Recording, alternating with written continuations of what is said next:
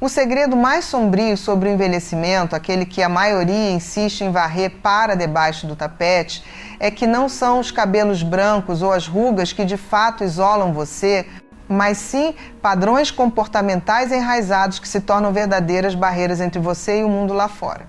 Se você ousar encarar este espelho que estou prestes a colocar à sua frente, desvendarei o mistério por trás do seu crescente isolamento social e porque, depois dos 50, a fria realidade é que muitos preferem a sua ausência à sua presença. Prepare-se, porque o que vou te revelar em mais de 3 décadas de consultório não é para confortar seu ego, mas para despertar sua consciência e revolucionar a forma como você se conecta com as pessoas. Antes que mergulhemos nos abismos dessa verdade incômoda, peço um instante da sua valiosa atenção. Garanta que você já está inscrita no canal. Não deixe essa oportunidade escapar, pois cada revelação, cada insight que compartilharei pode ser a chave para desatar os nós que hoje sufocam suas relações. Você já percebeu que a vida, depois de uma certa curva, parece tomar um rumo inesperado, onde a proximidade se transforma em distância e o afeto genuíno dá lugar a uma tolerância fria e calculista? Já sentiu essa estranha e inominável transformação no olhar das pessoas ao seu redor, sem que ninguém tenha a clareza ou a coragem de lhe explicar o motivo? É como se um muro invisível fosse erguido tijolo por tijolo e você, sem saber, estivesse fornecendo a argamassa. Quando uma paciente, com os olhos marejados, me confessa: não sei o que está acontecendo, parece que me evitam, os filhos não querem mais passar tanto tempo comigo. Os amigos inventam desculpas esfarrapadas para não sair. Sei que a conversa será dura, mas necessária.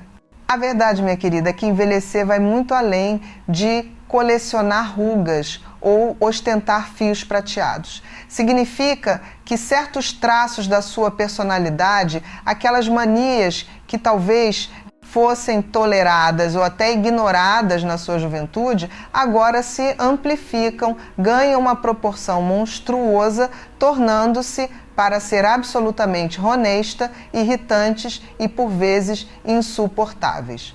E ninguém, absolutamente ninguém, tem a audácia de sentar-se ao seu lado e dizer: olha, você está cultivando hábitos que, sem querer, afastam todo mundo.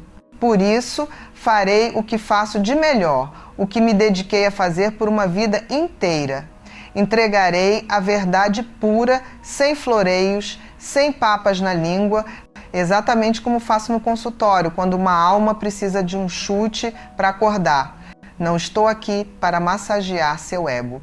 Vim para pavimentar o caminho para relações mais autênticas, uma vida social vibrante e, acima de tudo, para que você não se transforme naquela figura que todos suportam por mera obrigação, mas que ninguém verdadeiramente deseja por perto.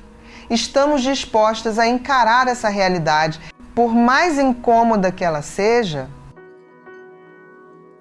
Comecemos pelo comportamento que me causa calafrios profissionais, aquele que observo com uma frequência alarmante, capaz de me deixar com os cabelos em pé. A metamorfose em um autêntico portal ambulante de doenças e desgraças.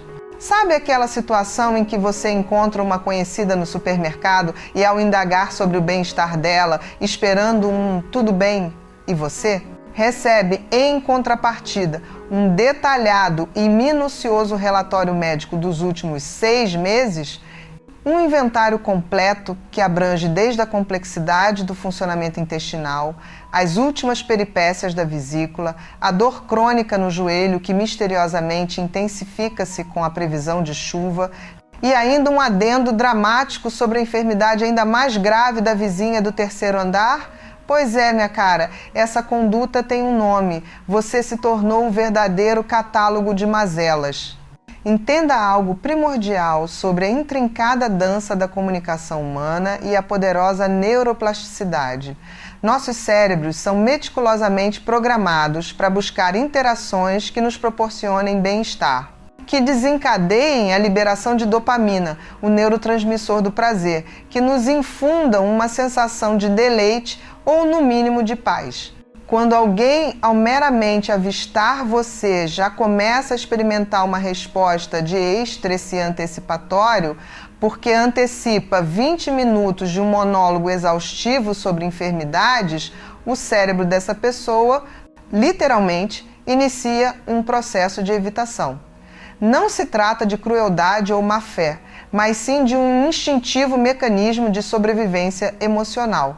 Afinal, as pessoas já carregam as suas próprias cruzes, as suas próprias dores, as suas próprias angústias. Transformar cada encontro casual em uma espécie de sessão terapêutica do órgão do mês é invariavelmente assinar o atestado de óbito para quaisquer futuros reencontros. Não seria mais sábio buscar um equilíbrio para não sobrecarregar quem está ao nosso lado? A mente humana, em sua essência, anseia por leveza e compartilhamento, não por um fardo adicional de preocupações alheias. É um paradoxo cruel. Ao tentar se conectar através da sua dor, você cria um abismo. Tive uma paciente que chamaremos de Marília, uma senhora de 62 anos, que adentrou meu consultório visivelmente perplexa e desorientada. Suas amigas do grupo de caminhada haviam sutilmente começado a alterar os horários dos encontros sem sequer avisá-la. Ao iniciarmos a investigação desse comportamento evasivo, a dura verdade veio à tona. Marília havia transformado os revigorantes passeios matinais em verdadeiras sessões de lamentações médicas. Enquanto as outras mulheres almejavam conversas sobre viagens, sobre os progressos dos netos, sobre o último filme que as emocionou, Marília, com uma persistência quase patológica, desviava qualquer assunto para suas dores crônicas, para os resultados dos seus exames mais recentes, para os pormenores de suas consultas infindáveis. O desenlace? Uma exclusão social mascarada pela desculpa conveniente de um esquecemos de avisar. Pare por um segundo. A vida está te mostrando um mapa, mas você insiste em seguir a rota antiga? A questão primordial aqui não reside na proibição de compartilhar momentos difíceis relacionados à saúde. Longe disso. Seus amigos verdadeiros, aqueles que realmente se importam, desejarão saber, desejarão oferecer suporte e amparo. Contudo, existe um abismo gigantesco entre o ato de compartilhar algo pontual e verdadeiramente relevante e a decisão de transformar a totalidade da sua identidade em uma interminável lista de diagnósticos e sintomas. Quando cada conversa, cada encontro social, cada ligação telefônica gravita exclusivamente em torno de suas enfermidades, você transita de uma pessoa multidimensional, rica em nuances e experiências, para a mera senhora que está sempre doente. Pense comigo, reflita por um instante na sua juventude. Quais eram os temas que preenchiam suas conversas? Falava-se de trabalho, de aspirações, de sonhos grandiosos, de filmes que inspiravam, de planos para o futuro, de política, de culinária, de literatura, de um universo de possibilidades. Mas agora, qual é o seu único tema recorrente? E, mais importante, percebe como esse tema invariavelmente afasta as pessoas, pois ninguém deseja ser constantemente rememorado da fragilidade inerente à condição humana, da ameaça da doença, da inelutável marcha do envelhecimento. Já é uma luta hercúlea lidar com as próprias questões de saúde. Imagine, então, a exaustão de carregar os problemas alheios em cada interação social. Não será hora de reavaliar o peso que você impõe aos outros? E aqui vai uma verdade lágrima daquelas que doem ao serem proferidas, mas que são absolutamente necessárias. Muitas vezes essa fixação quase obsessiva por doenças e mazelas possui menos a ver com as enfermidades em si e muito mais com uma necessidade desesperadora de atenção. Você em algum momento descobriu que ao falar de sua saúde, as pessoas pausavam, ofereciam um ouvido atento, demonstravam uma genuína preocupação e até faziam perguntas validando sua existência através do seu sofrimento.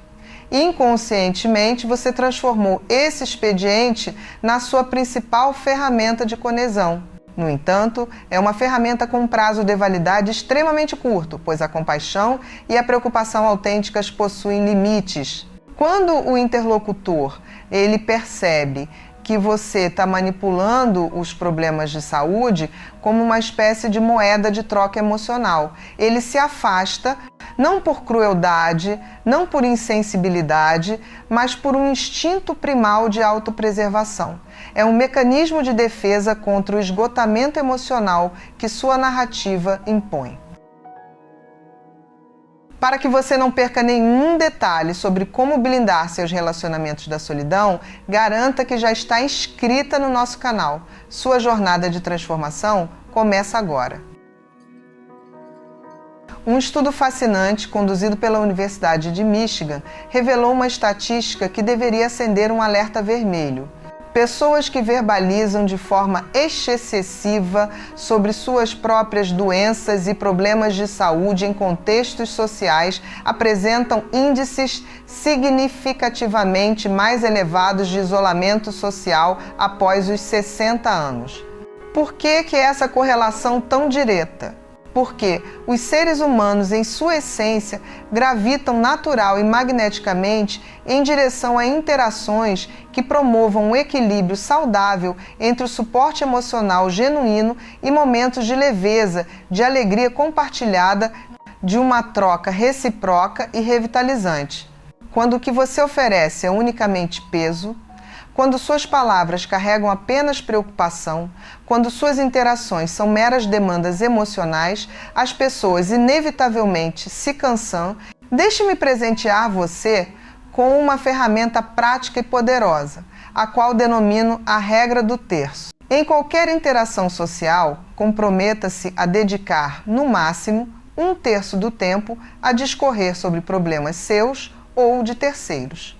O outro terço deve ser dedicado a perguntar com interesse verdadeiro e genuíno sobre a vida da outra pessoa, suas experiências, suas alegrias e desafios. E o terço restante, dedique-o a conversas sobre tópicos neutros ou, preferencialmente, positivos. Pode parecer um mecanismo um tanto robótico e artificial no início, sim. No entanto, com o tempo, essa prática se internaliza e se torna natural. E você, com um misto de surpresa e gratidão, perceberá que as pessoas começarão a buscar novamente a sua companhia, pois você terá deixado de ser aquela fonte inesgotável de más notícias. Mas qual será o impacto dessa mudança na sua própria percepção de mundo? Marília, após meses de um trabalho árduo, mas libertador, finalmente aprendeu a arte de responder com um simples e eficaz: "Estou bem, obrigada", quando questionada sobre seu estado, mesmo que seu joelho, em um dia particularmente teimoso, insistisse em doer.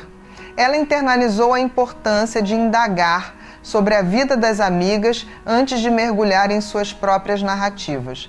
Aprendeu, com entusiasmo redescoberto, a compartilhar também as coisas boas, um livro que a encantou, uma receita culinária que experimentou com sucesso, uma série televisiva que aprendeu à tela. Em apenas 6 meses, Marília não apenas foi reincluída no grupo de caminhada, mas suas amigas, de forma espontânea, começaram a procurá-la para outros programas e atividades. O motivo dessa transformação radical? Ela havia resgatado a sua essência, voltando a ser uma pessoa interessante, multifacetada, para além de suas meras limitações físicas. Sua existência deixou de ser definida pela doença e passou a ser enriquecida pela vitalidade e pela curiosidade. Mas calma, porque a lista de verdades incômodas e padrões autodestrutivos é longa e ainda há muito, muito mais a desvendar. Pause. A verdade está te chamando. Você vai atender ou vai desligar? Outro hábito absolutamente insuportável e que você pode estar cultivando sem sequer perceber é o de viver no passado como se este fosse um Éden irrecuperável, né? Um país mítico onde tudo era indubitavelmente melhor do que o presente. Ah, no meu tempo as coisas eram diferentes. Ah, antigamente as pessoas tinham mais respeito. Ah, quando eu era jovem, a música era muito melhor. Minha querida, você se transformou em uma máquina de nostalgia tóxica. Todos os santos dias você insiste em relembrar, com uma amargura disfarçada, que o antes era superior, que o lá atrás possuía um brilho inatingível. Essa postura é o equivalente a gritar para todos ao seu redor que tudo que eles vivenciam hoje é inferior, que suas experiências atuais não possuem valor algum, que a época deles é intrinsecamente pior. Permita-me desvendar o que se processa no labirinto complexo do cérebro quando você se entrega a essa rotina mental. Existe um viés cognitivo, minuciosamente estudado pela psicologia, denominado viés de negatividade do presente, que nos inclina a idealizar o passado, a pintá-lo com cores mais vibrantes e, concomitantemente, a menosprezar o presente, a despojá-lo de seu brilho. Esse fenômeno ocorre porque nossas memórias são ao longo do tempo editadas. Retemos apenas os fragmentos mais positivos, os momentos de destaque, e convenientemente esquecemos as partes amargas, as dificuldades, os infortúnios.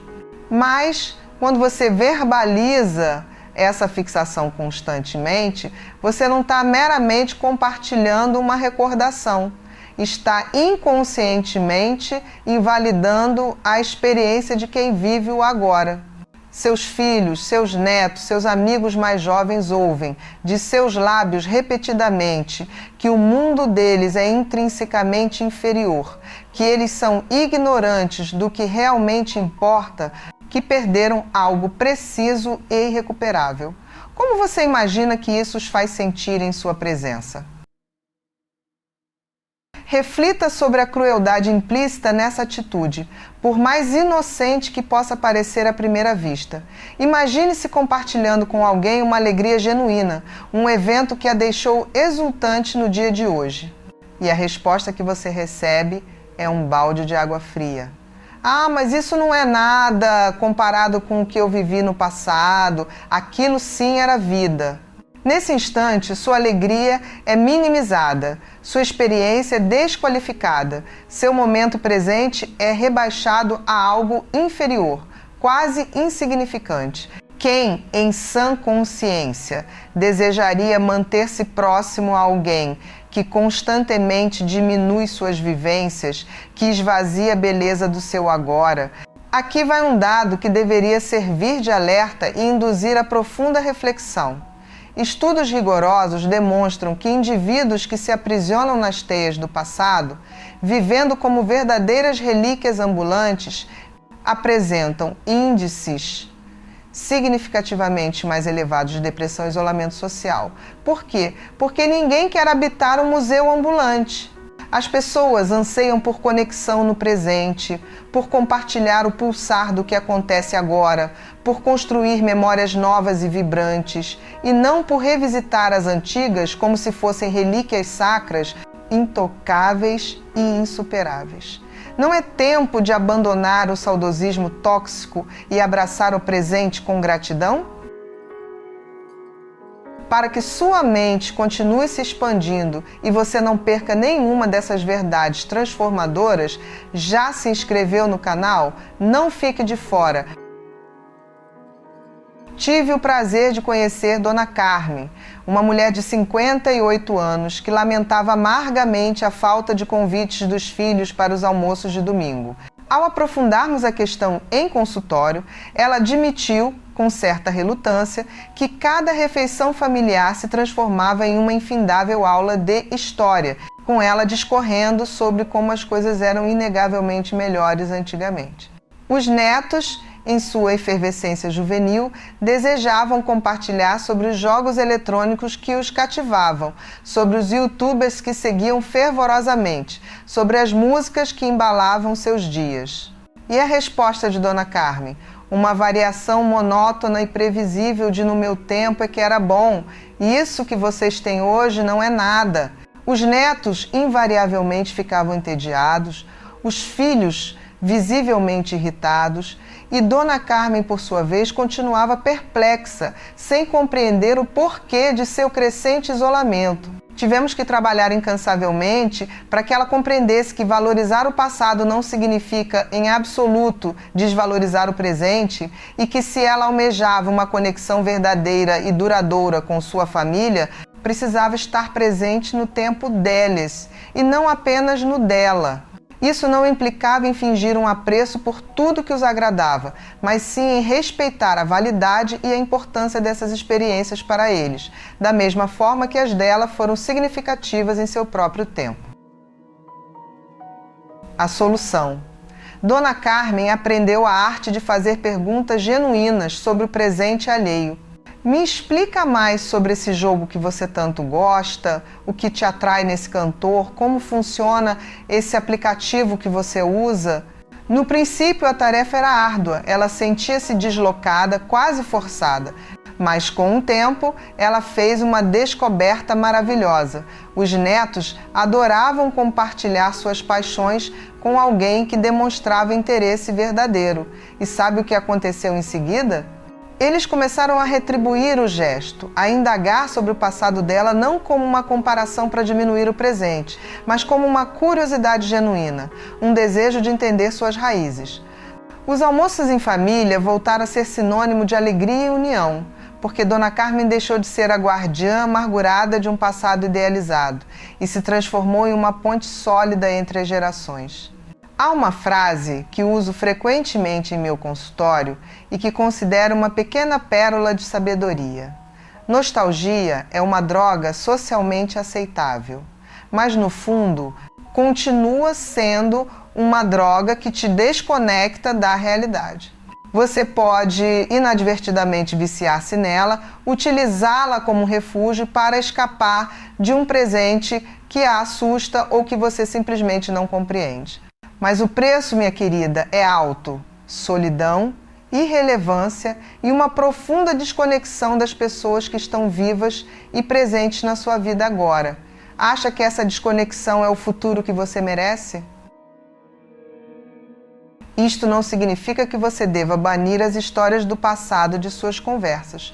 Longe disso. Claro que pode e deve compartilhar memórias, mas percebe a diferença abissal entre narrar um episódio interessante que enriquece o diálogo e utilizar o passado como uma arma sutil para diminuir o presente? Uma atitude enriquece a interação, a outra a empobrece. Uma conecta almas, a outra as afasta. Uma demonstra sabedoria acumulada, a outra uma amargura disfarçada. E aqui reside outro ponto de crucial importância. Quando você se aprisiona no passado, você cessa de produzir novos conteúdos mentais, novas memórias, novas referências.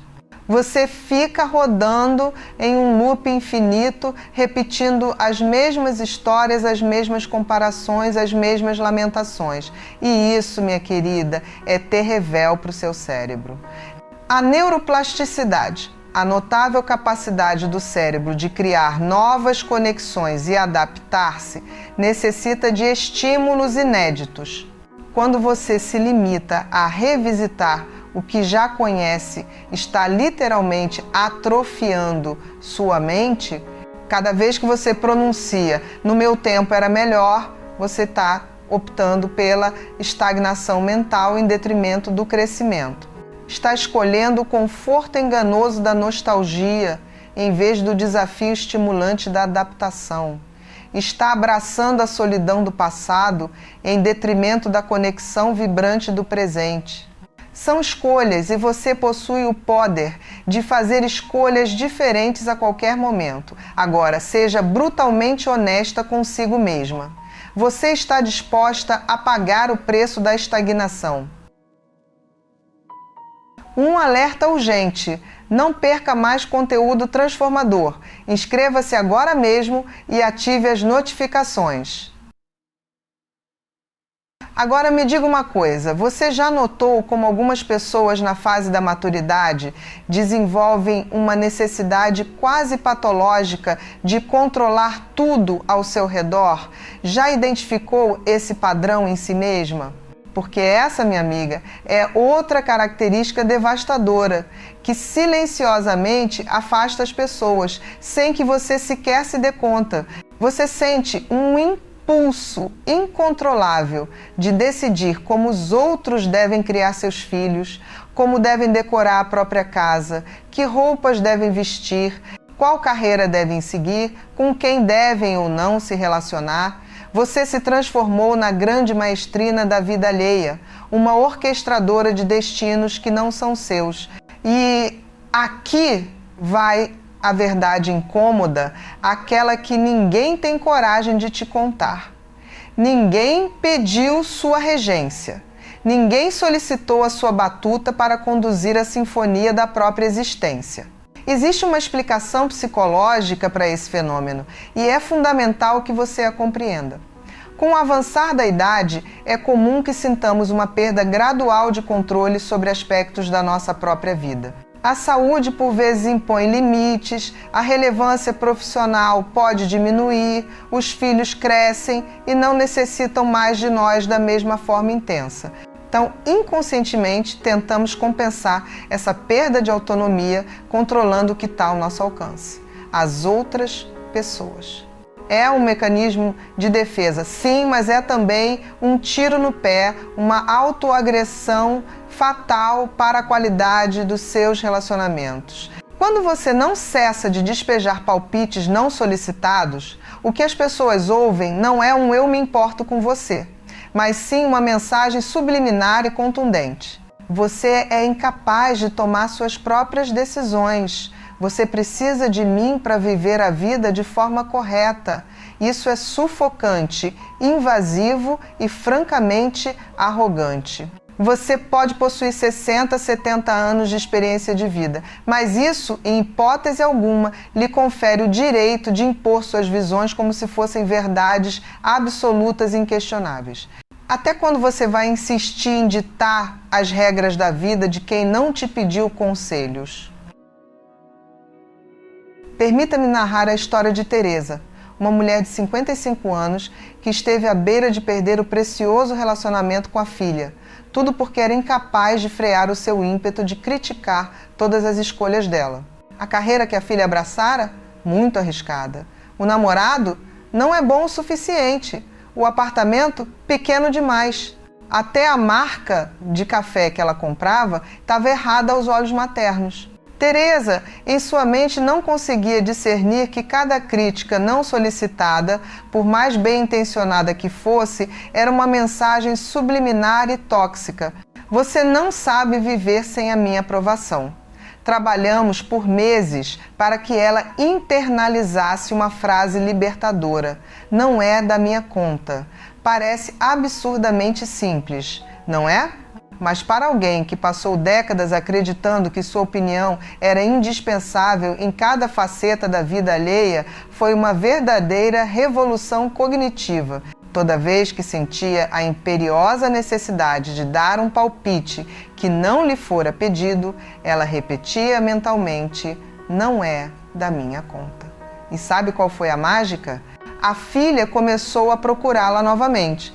Não porque Teresa tivesse parado de se importar, mas porque a filha finalmente sentiu-se respeitada como uma adulta capaz, digna de suas próprias escolhas. Existe um conceito crucial aqui que denomino opinião solicitada versus opinião imposta. Quando alguém pede sua opinião, ótimo, compartilhe sua sabedoria, sua experiência, sua perspectiva de vida.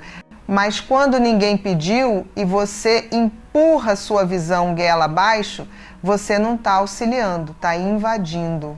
E invasão, por mais bem intencionada que se vista, gera invariavelmente resistência, ressentimento e um afastamento progressivo. Qual tipo de interação você prefere construir? A que é pedida ou a que é imposta?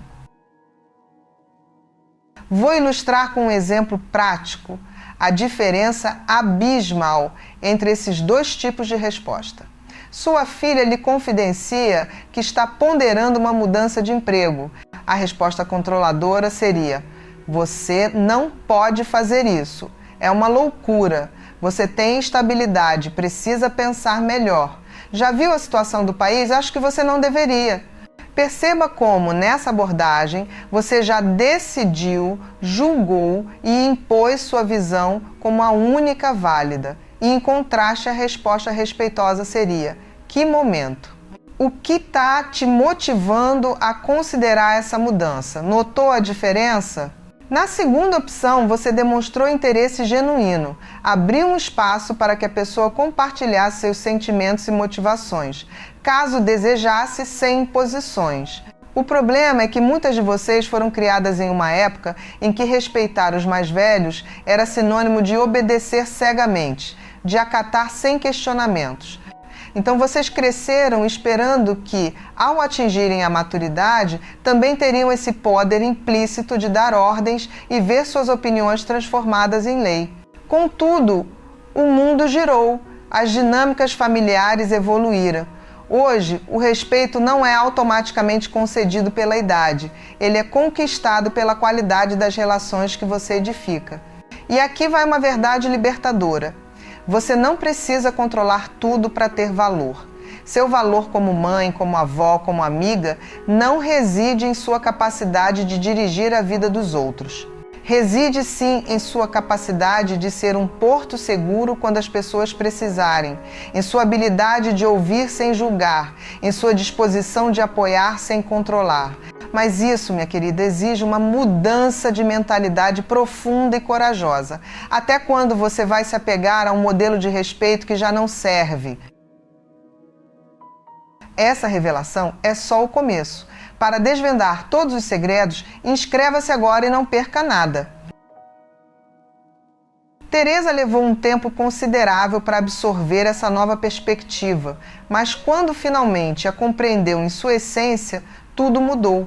A filha, sentindo-se genuinamente respeitada pela primeira vez, começou a pedir conselhos. Sim, pedir, porque agora ela sabia que Teresa não utilizaria essa oportunidade para impor sua visão como um dogma inquebrantável, mas sim para compartilhar perspectivas ponderadas que ela, a filha, poderia considerar ou não. A relação transmutou-se de um campo de batalha para um espaço de coesão verdadeira e afeto recíproco. A outra faceta crucial que você precisa entender sobre esse comportamento controlador. Ele muitas vezes revela uma profunda insegurança interna. Quando você sente a necessidade imperiosa de controlar tudo ao seu redor, você está basicamente verbalizando para o universo: eu não confio que as coisas vão dar certo se não forem do meu jeito. Isso é ansiedade mascarada de cuidado. E a ansiedade não tratada, minha querida, é um veneno sutil que contamina todos os seus relacionamentos. Se você se reconheceu nesse padrão, aqui vai um exercício prático e imediatamente aplicável. Toda vez que sentir o impulso incontrolável de dar um palpite não solicitado, respire fundo. Pause por um momento e pergunte-se 3 coisas, com a máxima honestidade. Primeiro, alguém pediu a minha opinião? Se a resposta for não, pare. Isso que sinto é de fato sobre cuidado genuíno com a outra pessoa, ou é sobre a minha própria necessidade de controle? E terceiro, o que eu perco se eu simplesmente permanecer em silêncio? Geralmente, a resposta para a terceira pergunta é um sonoro nada. Você não perde absolutamente nada ao manter sua opinião para si quando ela não foi solicitada, mas ganha muito. mais respeito, mais conexão e, acima de tudo, mais paz em seus relacionamentos. Você está pronta para trocar o controle pela paz? All constraints have been meticulously followed, from formatting to rhetorical devices and periodic subscription prompts.